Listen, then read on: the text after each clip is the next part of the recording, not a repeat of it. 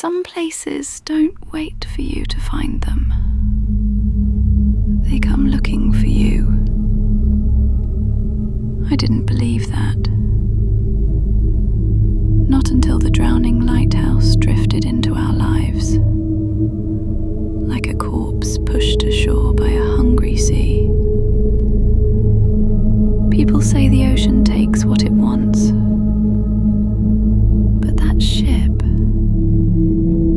it didn't just take, it chose. 4 of us boarded it. 4 best friends, tied together since childhood. We thought nothing could break us. But friendships forged in darkness always attract darker things. Only I made it back.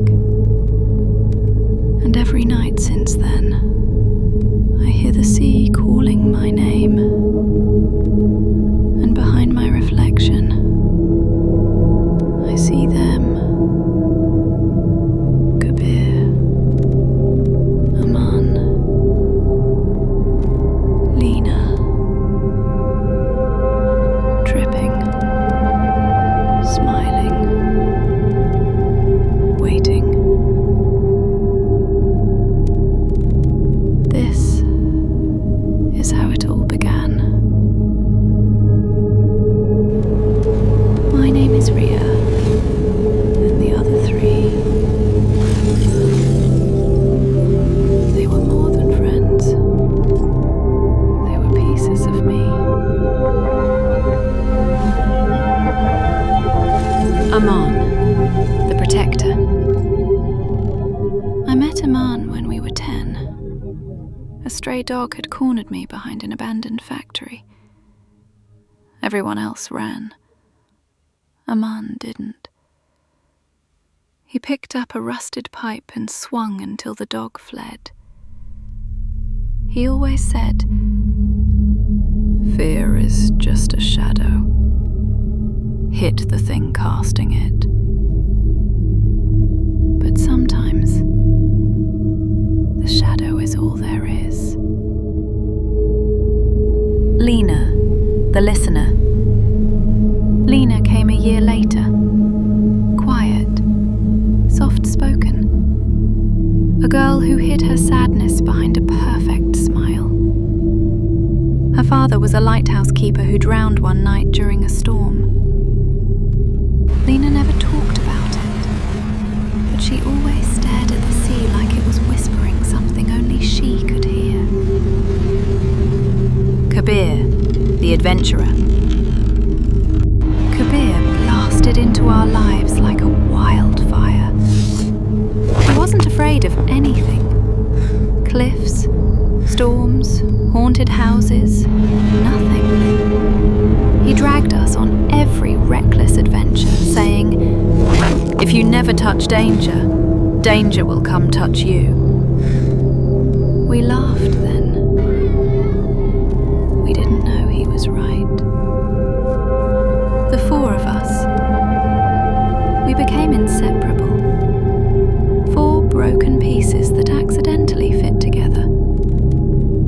But the ocean watched us. And one day, it called all 4 of us back. It started on a weekend trip. Kabir had spent weeks begging us to explore a real abandoned ship he'd heard rumors about. Fishermen spoke of a ghost vessel drifting near the old lighthouse ruins. A ship with no crew, no anchor, just a single flickering lamp hanging from its mast. People called it the drowning lighthouse, as if the sea itself carried its remains like a corpse on display. We should have stayed away, but Lena felt drawn to it, like something familiar was calling her. And when Lena wanted something, we followed.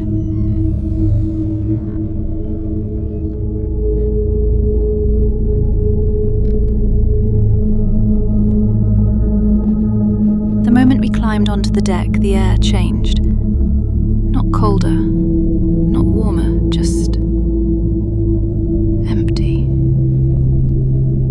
Like the ocean had stopped breathing.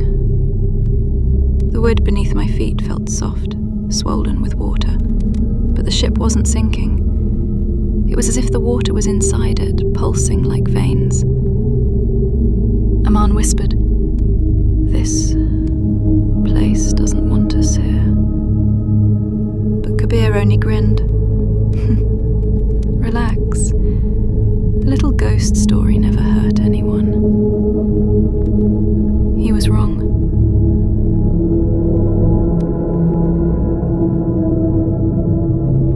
We found footprints on the deck, dripping wet, leading toward the captain's cabin. But the prints weren't spaced like someone walking. They were too close together, almost like someone had been dragged. Every time the lighthouse ruins flashed their dead beam across the water, I saw shadows, silhouettes of people standing near us, only to vanish when I blinked. The ship wasn't empty. It was waiting. Inside the cabin, Lena found a captain's journal. The ink was washed out, but one line was clear. The sea claims four souls to match the 4 it lost. The lighthouse marks the debt. The ship collects it. I felt my stomach twist. 4 souls. 4 of us. This sounds like my father's handwriting. A man grabbed the journal. "It can't be. He died before we were even teens." Lena didn't argue. She simply stared into the fog, as if she were waiting for someone to emerge. Kabir. He was the first to vanish. One moment he was joking. The next, a hand, pale, dripping, swollen, shot up from the gap in the deck and wrapped around his ankle. He lunged to grab him, but the boards beneath him cracked open like jaws and he was swallowed by darkness. His flashlight spun on the deck, still on. We never found his body. A man tried to start the engine. The ship shook violently, like something underneath it was pushing upward, trying to flip it. "Rhea! Lena! Jump! Now!" But before he could turn, a tall figure rose from the ocean beside the ship, a man with seaweed instead of hair and empty eye sockets filled with water. A man froze. Then the figure reached out, and a man's echoed across the open sea. Then silence. Lena. Just me and Lena remained. She was trembling uncontrollably. "It's my fault, they're taking what I owe." "What are you talking about?" I shouted. She looked at me with hollow eyes. "My father didn't drown. He traded himself, so the ship would let me live. It wants 4 souls every cycle. It never got mine." She stepped back toward the rail. The water below was bubbling, faces rising, sinking, gasping. Before I could stop her, something pulled her hair backward.